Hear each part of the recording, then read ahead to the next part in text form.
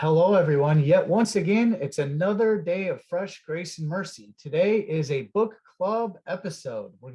We have Dr. Todd Rester, and he is going to be talking about his 7-volume series here on theoretical practical theology. It is about Petrus van Mastricht, and it's also edited by Joel Beek. And again, it's a 7-volume series published by Reformation Heritage Books. And it's a very unique series that we're going to be talking about. It's a long-awaited series. But before we jump in with this interview with Dr. Rester, just a reminder on some show notes. We have some links. One of them is to the Society of Reformed Podcasters. Those are other like-minded podcasts out there. If you enjoy our content, you probably will enjoy some of these other shows. And then there's also a few links to find a church near you, a local Reformed church finder. So check those out, as well as a link from Reformation Heritage Books, where you can get any or all 7 books of this volume and learn more about Mastricht. And so without further ado, we'll jump right in and talk to the person that translated these 7 volumes, Dr. Todd Rester. Yeah, thanks for coming on, Dr. Rester. Peter, Nick, thanks for letting me be here. Absolutely, yeah. If you guys haven't listened to our episodes, we had one about a month and a half ago with Dr. Rester and one of his colleagues, Dr. Coleman from Westminster Theological Seminary in Philadelphia. But he is the associate professor of church history at Westminster Theological Seminary. And he's also working on these 7 volumes, and we've got by the time this episode comes out, the first 3 volumes will be out there. But we've got more volumes, but even kind of on my own thing. So I'm guessing if people know who Mastricht is, it's because they've seen this little blurb from Edwards saying he's the best systematic theologian, even better than Turretin. And people are probably gasping. It's like, oh my gosh, better than Turretin? Are you serious? So why Peter van Mastricht? Who in the heck is this guy? Why'd you get interested in him? Why should people who listen to this care about who Mastricht is? Well, Mastricht is what I would call a scholastic theologian of the late 17th century. He's working in the context of the Dutch Reformed Church. He's working in the context of the 3 forms of unity. So he's right in the middle of a confessional understanding of theology. He's working in a Reformed environment.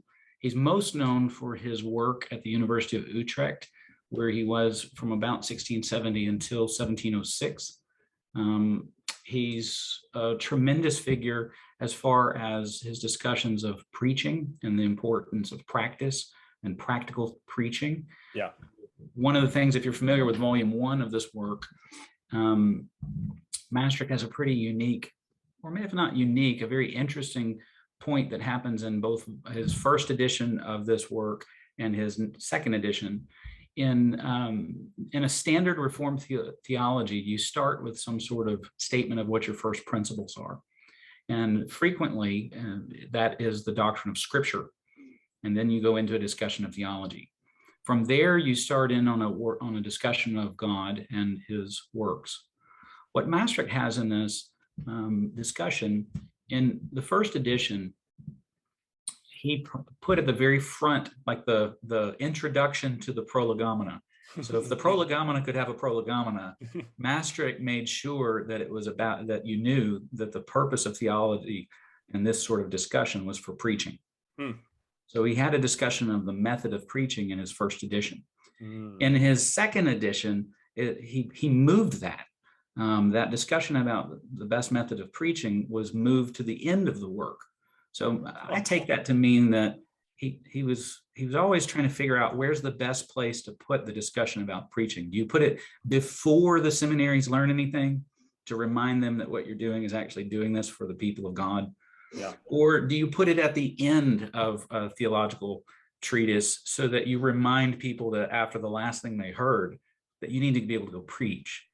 So there's a way of thinking about Maastricht's the way that he moved this issue of where to put the best method of preaching it really shows me that at the end of the day, this scholastic theologian, this academic theologian, is quite honestly very concerned that preaching would be done well, and that theology would be studied in order to work among God's people. Yeah. So his role as a practical theologian is tremendously important. Yes, I mean, even kind of digging into that further, if people think about reformers, we've had some episodes on the reformers before too, but they might think of them as some ivory tower theologians who aren't really concerned about the people of God. They hear about some people, but they're like, oh, we need the intensely practical theologians. The theology is okay, but let's make sure they're practical. But it seems like Mastricht is he's not saying, oh, these two are separate and belong together, but he's saying something a little bit different where like they both like feed each other in some sense. Is that right? That's right. He actually has a point in that work called The Best Method of Preaching, where he charges seminarians and pastors in general not to use all of their time in their sermon just on exegesis. He charges them to get to practice so that people know what to do with it. If people leave your sermon and to go, wow, that was great exegesis, but they don't know how to use it, Mastricht would say, he would use these words, you've stultified your hearers. So his charge there is that, yes, of course you do deep, rich theology, but you have to do it in a way that your people can remember it. So he does encourage the use of rhetoric. He does encourage the use of, we might say, alliteration and mnemonic devices. Yeah. He wants noblemen, and he wants the baker to go out from the sermon and be able to remember the sermon, because if they don't remember the sermon, then they're not going to remember how to apply it. So one of the things for him was he wants not only does he want rich theology, but he wants rich preaching. And part of, for him, rich preaching means you have to understand the text, but you also have to apply it well, and you have to apply it closely to your people in a way that they can remember it.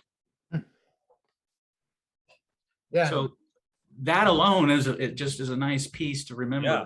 Whenever he says, okay, theology is so that you can know what's true about God, but then also he's concerned about knowing how to use it. And that really sets up, I think, the uniqueness in some ways, or if not uniqueness, I think it's unique to us. It's not necessarily unique to the 17th century.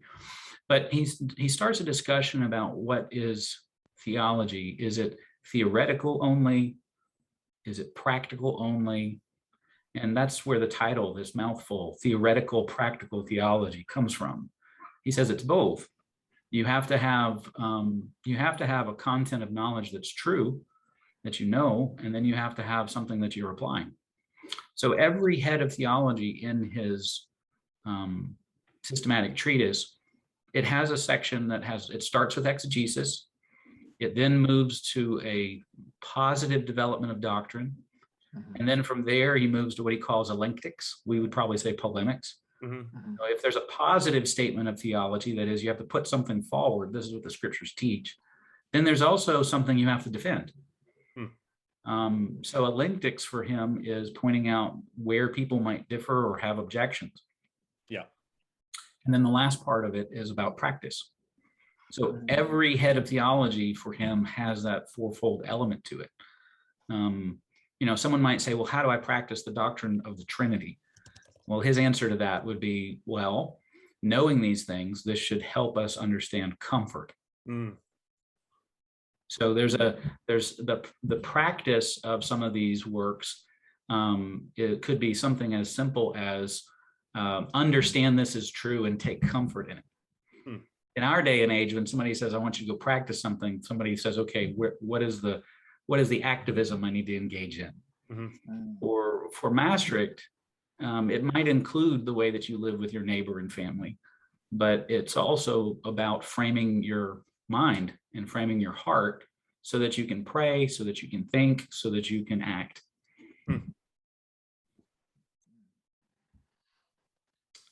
Yeah, and a lot of people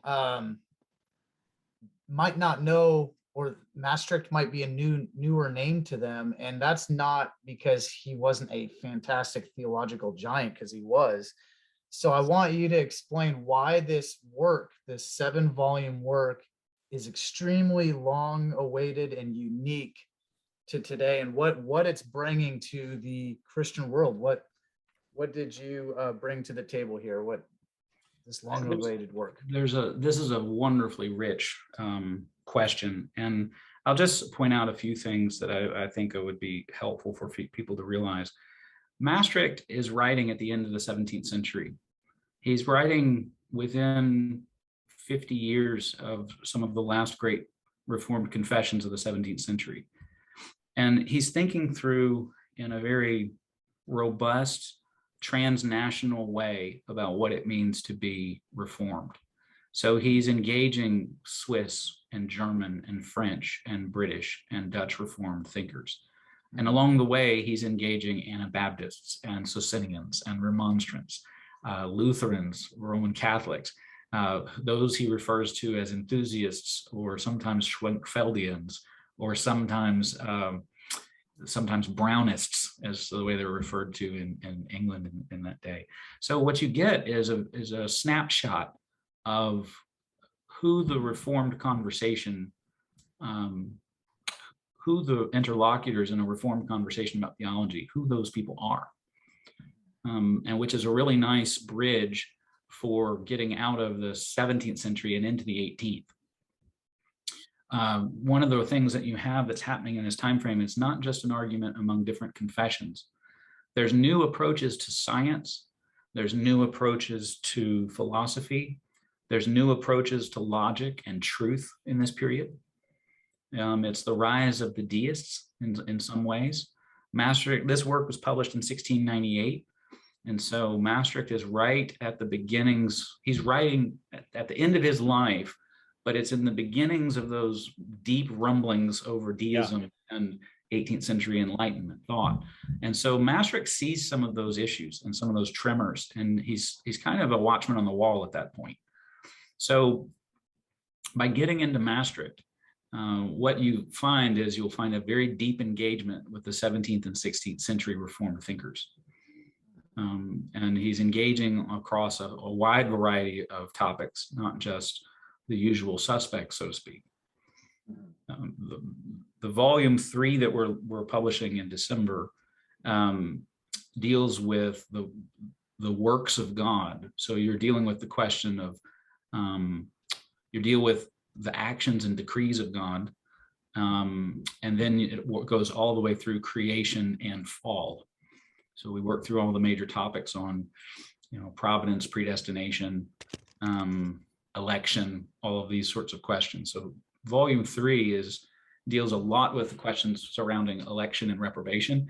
In the 16th and 17th century, a lot of the questions surrounding predestination culminated in arguments between and supralapsarians among the Reformed, as well as those outside of the Reformed orbit. So it's questions about what is the nature of salvation and what is the nature of God's election. And Maastricht is engaging with all of these different views and parsing through, here's what an infralapsarian is trying to do. Here's what a supralapsarian is trying to do. What are the things that we can see biblically are profitable in each of these different approaches? And he's seeking to resolve it along those lines. There's also debates in this time frame about how exactly Christ saves us. And some of the conversations that are happening in this volume on predestination are going to snowball into the next volume on the person and work of Christ. That's volume 4, which will be a subsequent volume out, I believe, about 12 to 15 months from now. Gotcha. Yeah, and even with so while he's writing this, and you were talking before recording, and this is something I think the audience, it's an interesting thing to learn for the audience too. So we think of professors taking sabbaticals to write books or long volumes and stuff. So they take time off of their regularly scheduled classes to really focus on a work. But that's not how Maastricht wrote this. If you can describe kind of this process of writing this book, because it kind of changes your perspective on how these books are written. Sure. Maastricht's work and these handbooks of theology, like this Theoretical Practical Theology, is very similar to the way that it was written. Say, for example, Turretin wrote his work this way. Mm-hmm. And what it is these are lecturing professors, and they're lecturing professors on the text of Scripture. And out of their exegesis, they are doing their doctrinal development. They're doing the engagement polemically and systematically.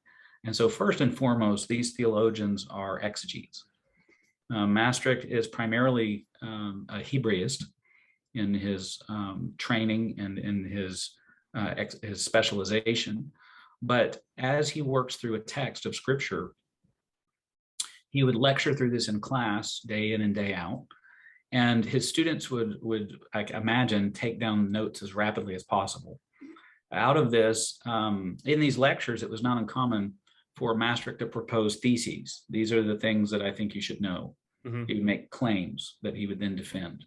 Students would write those down. Every so often, they would engage in something called disputations. Some of these were practice disputations that the students did for their own training. The student would come forward with some of the theses from the lectures and would defend those publicly. And Maastricht would stand pretty close by, like imagine standing at a podium and then your professor is standing on a podium that's a little bit higher than yours behind you. Yeah. And what's happening is your colleagues are, your classmates are sometimes tasked with the unenviable position of giving the counter case. So you would do a presentation, someone else would rise and ask questions, and you would have to respond and answer. And this was part of the training of theology students.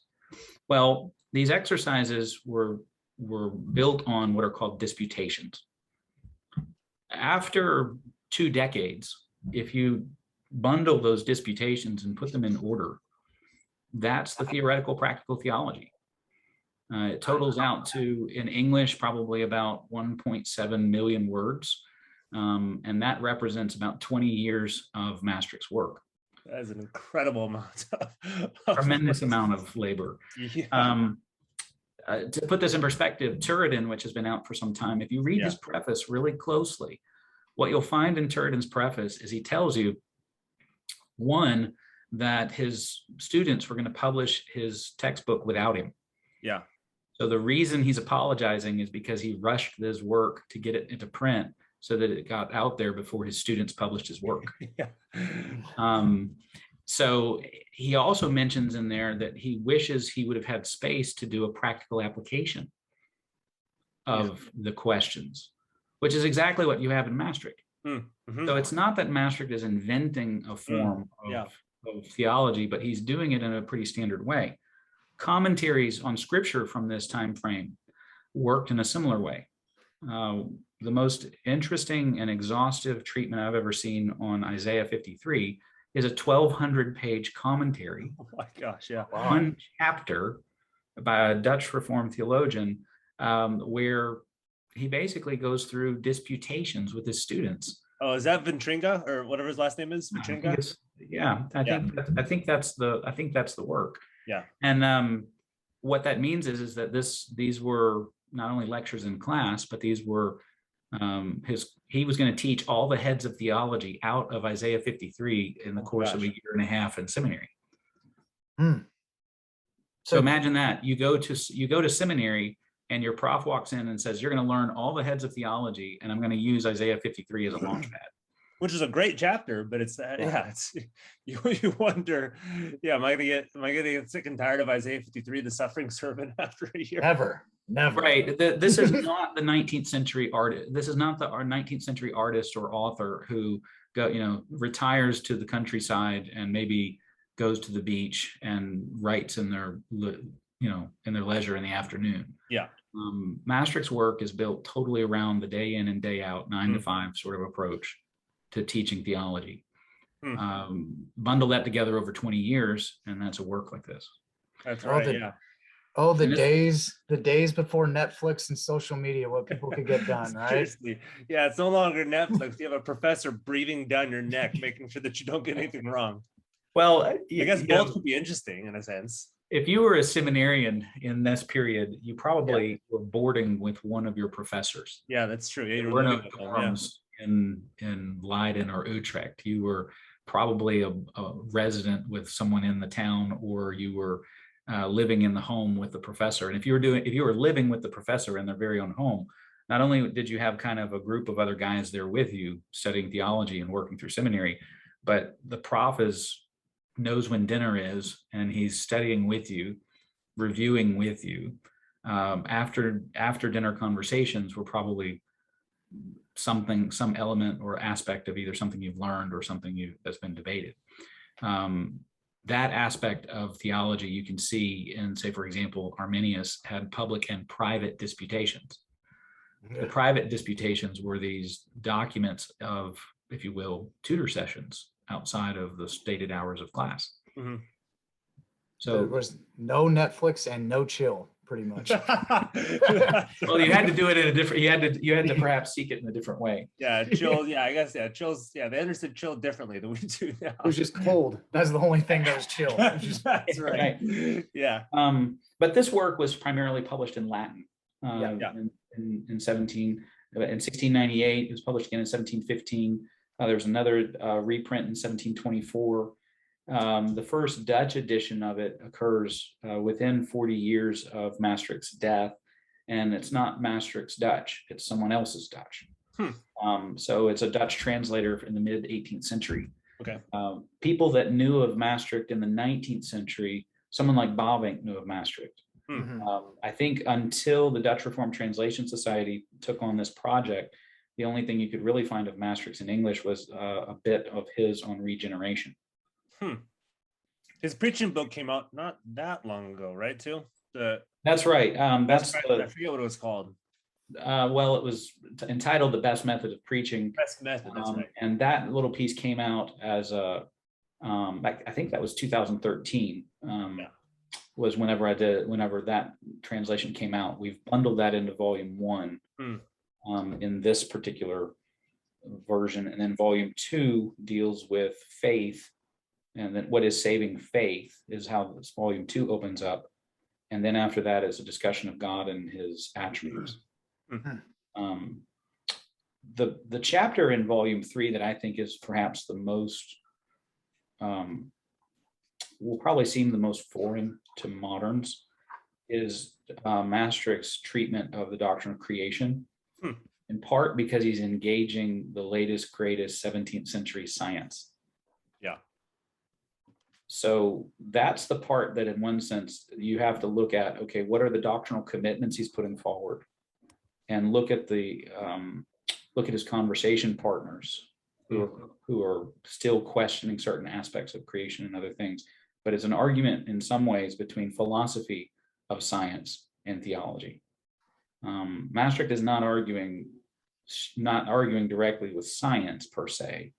He's arguing with various philosophies of science that he has concerns about not only their conclusions, but also their methods and some of their philosophical commitments. Yeah.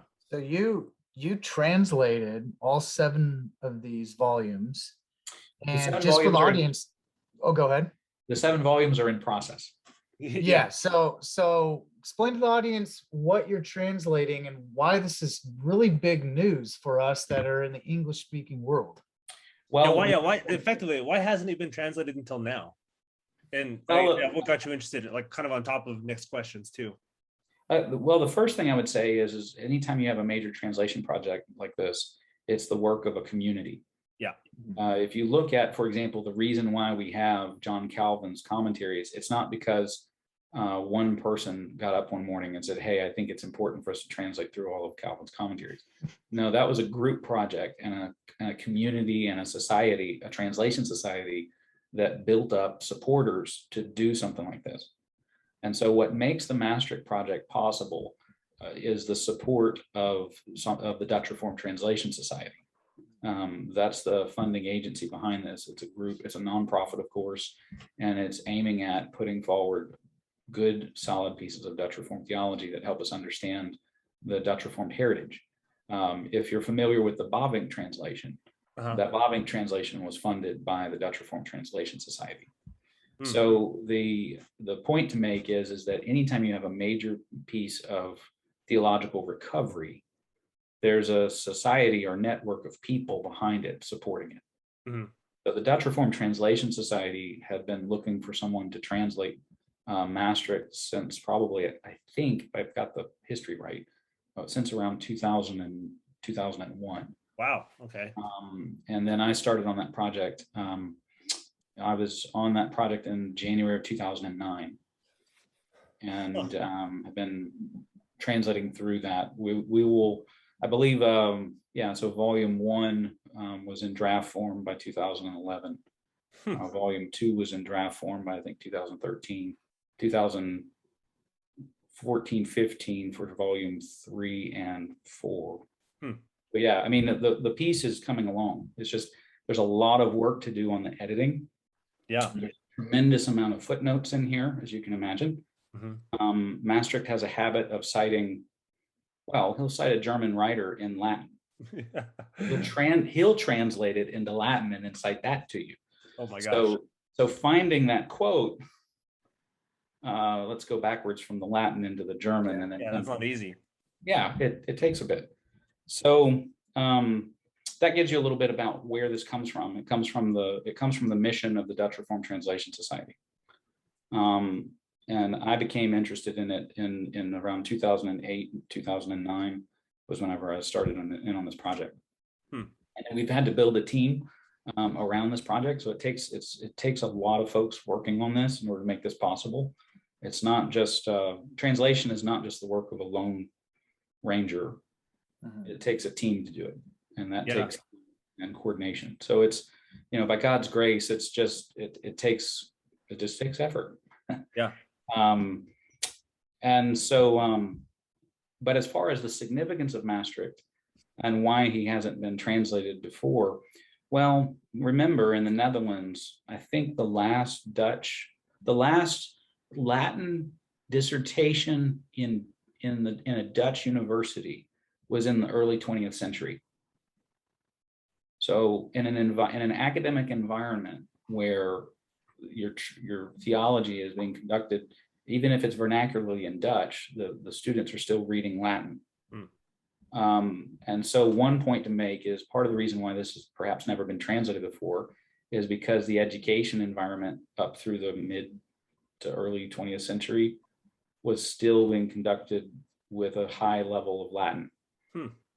And once your educational requirements have changed, it's taken 2 or 3 generations, maybe 4, for people to no longer read it in their normal training. So that makes the translation task necessary.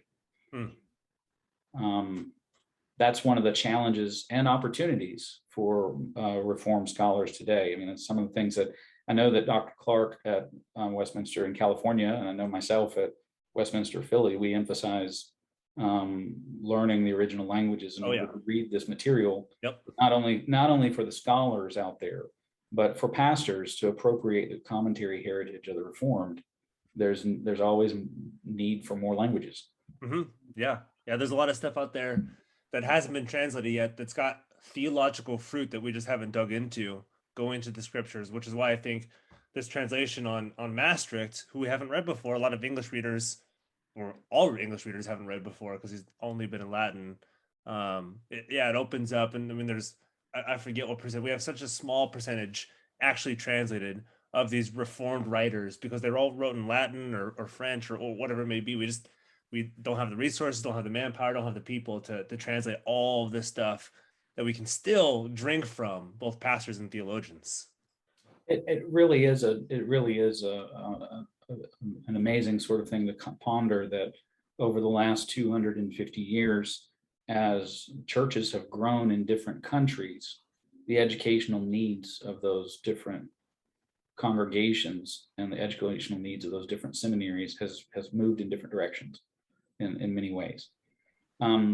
As far as Maastricht is concerned, you can find him cited throughout the 19th century among the Dutch. Obviously, there's the Edwards quote. That's used. That's a great plug for Maastricht. Better than Curtin, yeah. To give you a little bit of history on that quote, Edwards was trying to get together a book order to share shipping with a colleague. Huh. And they're looking at the same catalog out of Scotland, I believe. And his comment to him in a letter is, hey, I see they have Mastricht. If you don't have that, you should get that. And he's putting it together as far as a shipping order, but he's commending it to him not only on the basis of the theology, but I think what Edwards appreciated perhaps most out of Mastricht is the theological method that moves from text to doctrine to defense of the faith to practice. Maybe not in every sermon, but that was the 4 moments within an exegetical process that Mastricht would commend. And I think Edwards really appreciated that. Knowing that you're probably introducing a lot of our audience and a lot of the church to Mastricht for the first time, which is pretty amazing. And just maybe explaining a little bit more about him as a person and a pastor and a theologian, maybe a little bit deeper than just his 4-pronged approach that you were going through. Sure. What was his style? What kind of made him tick? What was he having a lot of polemics against? What was his hope for the church? All those kind of things.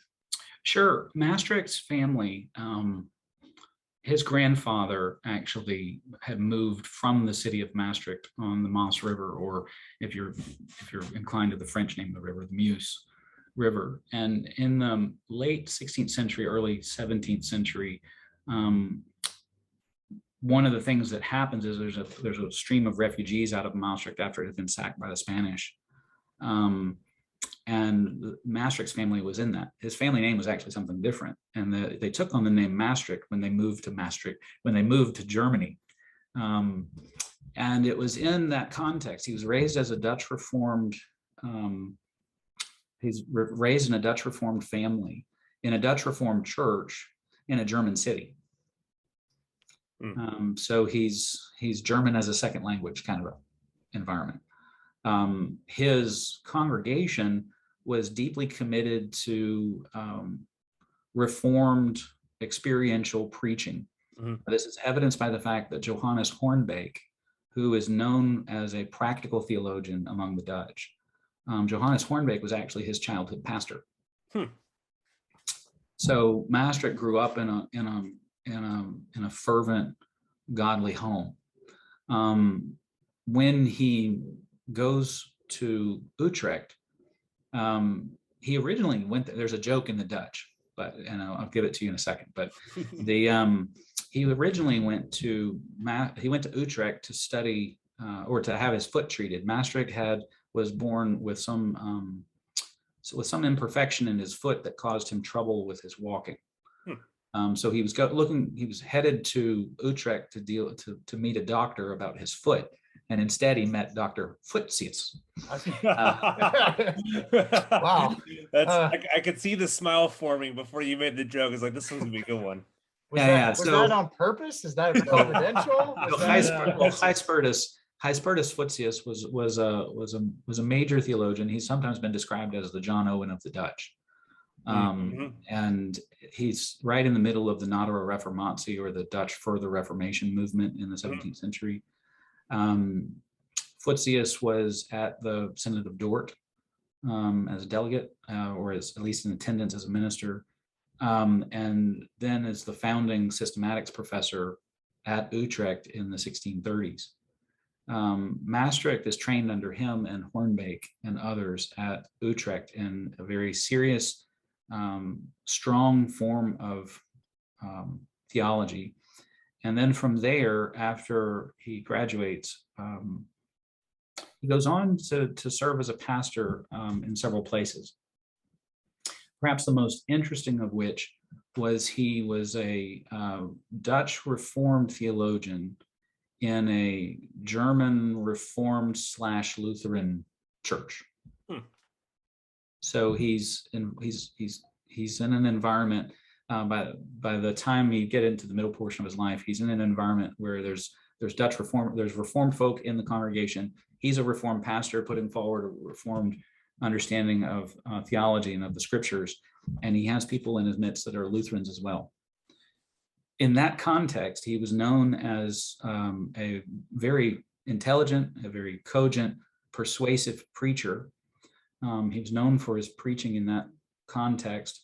There was a German prince who had he was Lutheran, and he had a Reformed wife. And she would sometimes attend Mastricht's church when he taught in that environment. From there, he was invited, because he was known as an Irenic Reformed scholar.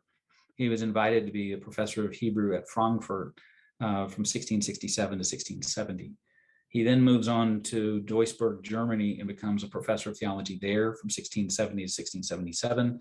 And then he fills in Futsius's chair.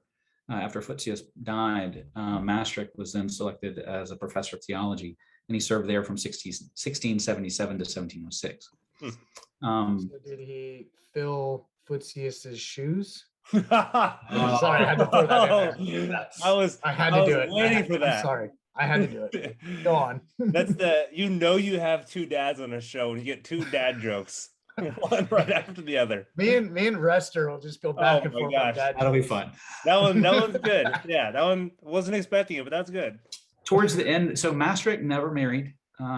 He was just known as a faithful, godly. I did not know he was not married. Yeah, he was known as a faithful, godly theologian and pastor. He died due to a slow infection in that foot that he had so much trouble with over the course of his life. By the time that 1702 rolled around, he was not able to teach standing up in front of class all the time, so he would teach mostly from his house. Students would come to his house for lectures, and he would teach there. He died in 1706. And he died as a respected and loved member of his academic community. But he was my impression is he was a modest man. He was a known quantity, but he wasn't perhaps the most powerful personality in the room. Within 20 years of his death, the scholarships that he had set up from his estate were, he had set up various endowments for students and seminarians to continue their studies at Utrecht. The beneficiaries of those endowments didn't know who he was. So I don't know if that speaks to his modesty or the fact in his context after 1706, his understanding of theology was already meeting a pretty strong headwind with the Enlightenment. Interesting. Okay. But his academic interests, I would say, first and foremost, he's a student of the Hebrew text. Secondly, I would say his emphasis on practical theology and godliness. And then he has some pretty strong engagement philosophically with Cartesians. He sees in Descartes' methodological doubt a severe challenge to Christianity. And he basically writes a work that this is not a book that's going to fly off the shelf at Barnes and Noble or on Amazon. But the name of his book translates as the gangrene of the Cartesian innovations. Or maybe it will fly off the shelves just for that title. Yeah. The reason it's an interesting book is because what he does is he goes through all the heads of theology, like a systematic theology, but he goes through all the major heads of theology and shows how Cartesianism messes them up. So what he's doing there is it's totally in the polemical tone, but first and foremost, he sees it as a challenge to the nature of, if your primary motive is doubt in how you learn to know things. There's a classic critique among the Reformed of Cartesian doubt, that if you start in doubt, how will you ever arrive at certainty? And so pastorally, that's what got him into the Cartesian issue. Is if people are always forced to doubt, then how will they ever come out of that? So he's very concerned about the nature of faith and the nature of doubt. And he sees that as a major philosophical challenge moving forward from the 1670s onward. His first, you might call it his dissertation, his doctoral dissertation, was primarily on how we understand practice as walking hand in hand with theory.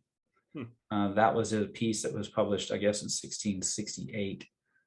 And it's his address. He has an inaugural oration that he gives at Frankfurt along those same lines on how theory and practice have to walk together in theology. So he's got some methodological concerns there as well that again point to the intentionality of faith. So if you wanted to understand his thinking, he defines theology as the science or the art of living for God through Christ. So it's a Christological focus. He sees you have to push people towards not only saving faith, but you have to shepherd them towards saving faith, but you have to focus that in on the person and work of Christ. That's a tremendous part of his theology, as of course it should be in a Christian theology. But it's also a major part of his discussion in all of his different writings. So part of the reason, for example, if in his discussion in volume 3 on sin, one of the things that he mentions even in passing is that if we don't understand understand original sin rightly, then we won't understand the way that Christ saves us. Yeah. And so, I mean, before we close up anything, so I know so there's 7 volumes planned for this, and Lord willing, by the time this interview comes out, volume 3 is out.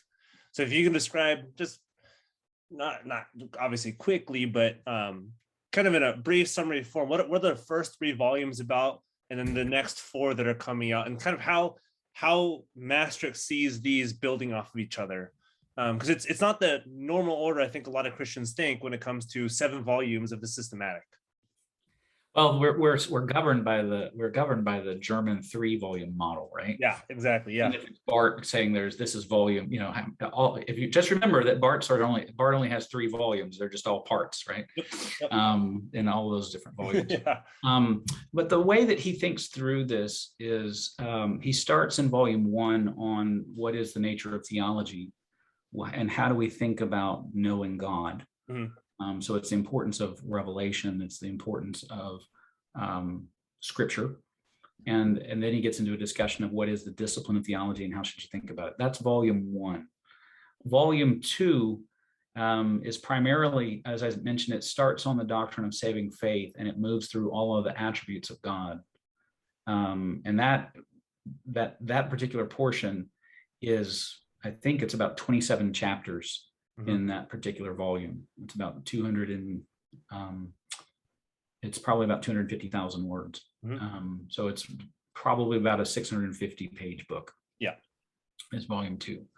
Volume 3, which is coming out in December, is about the works of God. So this is things like predestination, election, and reprobation, creation and creation in 6 days.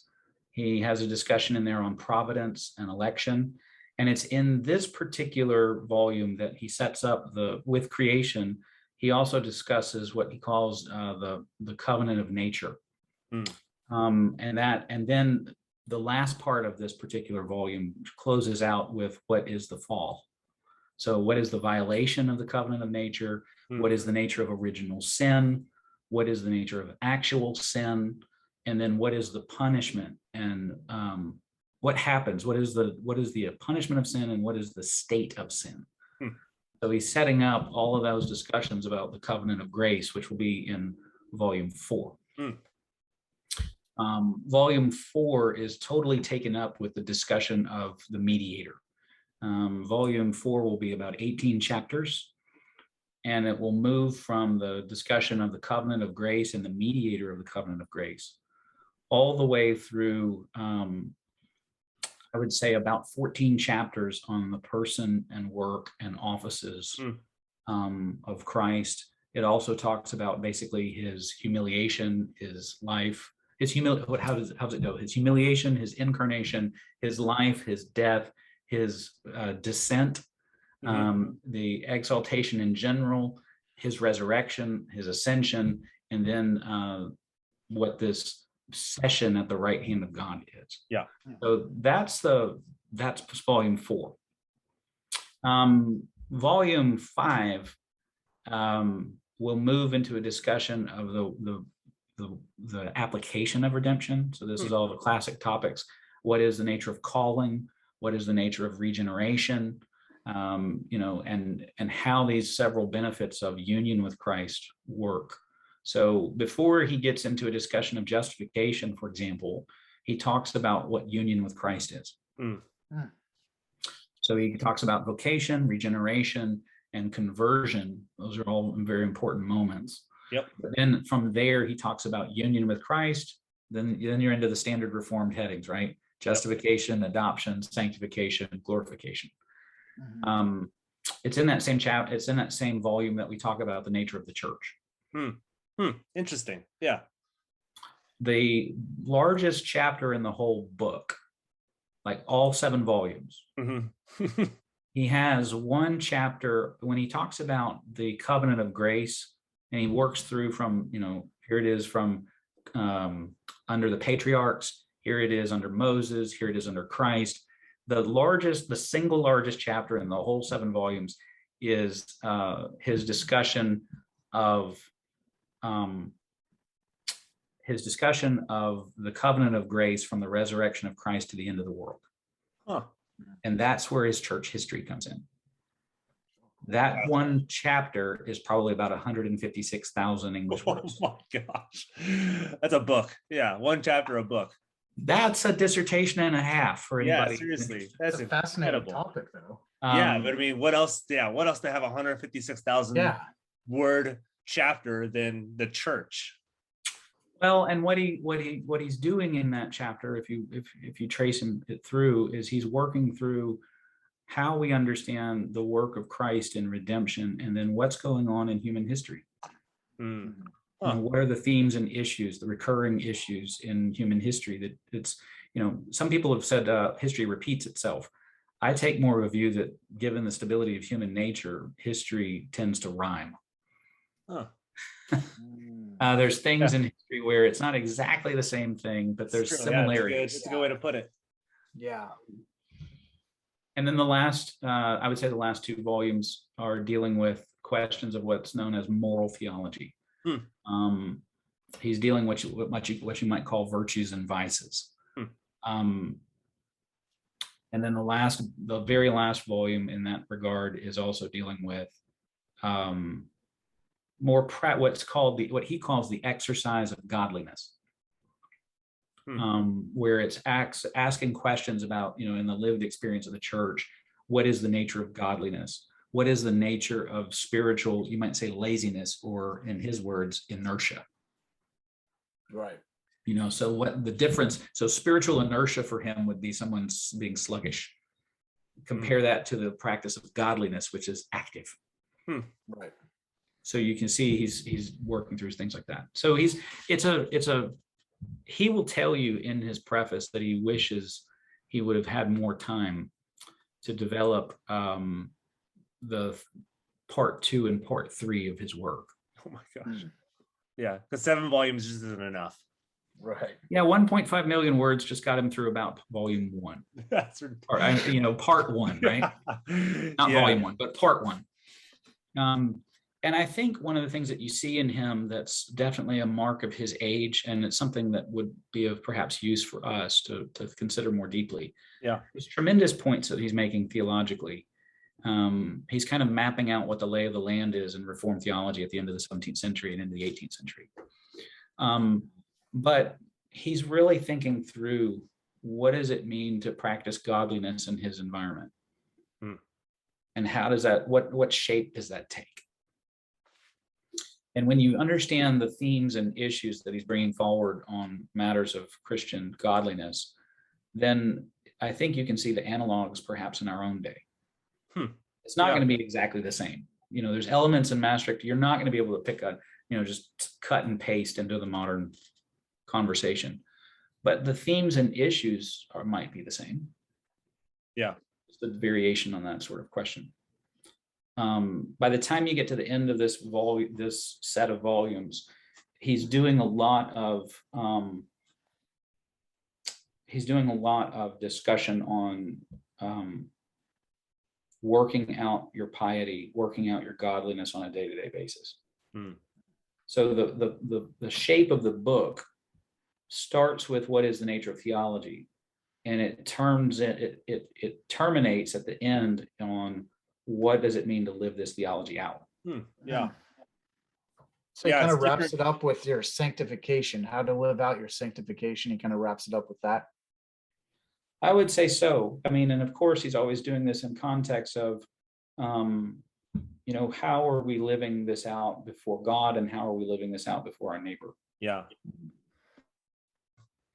Yeah, it's a different way of doing it than because your average Christian, if they read systematic theology, thinking the end of the book is eschatology, so last things or maybe something else, but you very rarely, if ever, think, oh, let's talk about ethics. Let's talk about how do we live this stuff out, which is a different approach, but also I think extremely helpful when you're reading this at the end of this. Okay, so what do I do with this information that you've been telling me? Even though I think he's been applying it the whole way through. That's right. I mean, he does something where he does this discussion of the nature of the church, and where that discussion ends is actually on the governance of the church. After he's talked about what is the nature of sacraments, what is the nature of discipline, what is the nature of governance, that's where his discussion of the nature of the church ends. Everything he does after that is a discussion of the outworking of the covenant of grace in history. Yeah. So that's why those chapters are so thick, because he's going to go from the resurrection of Christ until 1698. Covering a lot of ground, yeah. Need 156,000 words to cover that ground. Well, yeah, right, exactly. And it's the thing that I would say that's also of perhaps interest here to various readers is the way that he works through a text as here's exegesis, here's doctrine, here's defense, here's practice. There's points in there that are helpful with pastors preparing for sermons. Yep. Yeah. These are and the way we've laid out the book with the scripture index and these other things, you can see the way that he's building his exegesis and using these things. So there's a really interesting and helpful point. Every chapter flows out of the exposition of at least one passage or one verse of scripture. Yeah. It just shows how practical his teachings were. I mean, we could apply them today. Yeah, it's kind of like the title, Theoretical Practical. Yeah, I think he would rather, there's one way of thinking about this as a desk reference. Yeah. It's going to be on your shelf, but the hope is that it's going to be open in front of you on your desk as you're consulting various aspects of how do we think through these questions. Yeah, I mean, it's going to be 100% in front of my desk when I preach too. When I prepare sermons, this will be one of the first things I look at. And now that you read English, so it's easy for you to apply it. So thank you for Dr. Rester for translating it into the English. Oh yeah, I got to get into Latin now. Goodness gracious.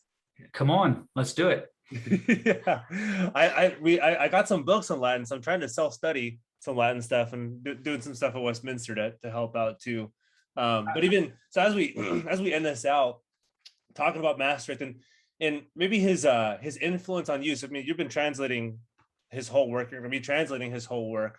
So what about Mastricht kind of sticks out to you that you didn't know coming into it that you want to impart in people's like, hey, think about this when you think about Mastricht? There's an old conversation in the discussion of theology about whether or not there was a debate, an ongoing debate. Is theology just simply a knowledge, or is it a practice, or to split the difference, is it a wisdom? Within the Reformed world of this period, 16th and 17th century, it was most common for Reformed theologians to define theology either as a practice or as a wisdom. And a wisdom is an interesting way to define it, because in that viewpoint, wisdom has a theoretical side to it, and wisdom has a practical side to it. So Mastricht is definitely resonating with someone like Hornbeck, who says that theology is always practical. Whereas Mastricht talks about saving faith, his old pastor Hornbeck would talk about the need to press into the kingdom of God. So I guess what I would say that what I've appreciated about Mastricht, not only is he solid in his reformed thinking, not only is he a careful exegete, he's urgent. The most urgent thing before the people of God is that they know God. The worst thing in the world would be to spend your life studying about God and to never know God. So Mastricht comes off throughout, if you read him carefully and repetitively, there's always an urgency to the need to understand God. And to that end, Mastricht is not only urgent to call people to Christ, but he's urgent to encourage Christians to take comfort. So oftentimes, the problems that people have in the faith are crises of assurance, crises of certainty, crises of pastoral care. And how do I know that I'm a believer? And that's why I think Mastricht took so much time with the questions of practical theology at the end. He wants to give people a framework of diagnosis, but more than that, he wants to give them a framework of comfort. And that's why he's always directing them towards Christ. He's always directing them towards his word. He's always directing them to the work of the Spirit in us, to take confidence and hope and comfort in the word of God. And I think that perhaps is the abiding utility of Mastricht. Yes, the theological arguments are going to rise and fall in some ways. But there's going to be basic things that you have to get right. Who is God? Who is Christ? What is the nature of sin? What is the nature of salvation? How do I live now? So I've appreciated that, I would say, in Mastricht's work. Just that always practical urgency of taking comfort in Christ.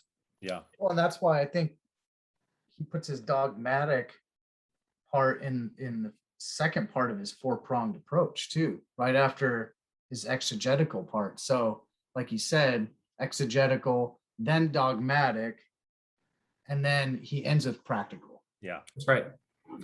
Which is interesting, because the most important, yes, it's important to engage in the linkings. The faith has to be defended. The sheep have to be defended. Right? But at the end of his sections, he's going to talk to the sheep. And I think sometimes, dare I say, that is something that is needful in our preaching. Yes, defend the doctrines. Yes, articulate the truth. But call the heart of God's people to the heart of God. No, that's good stuff.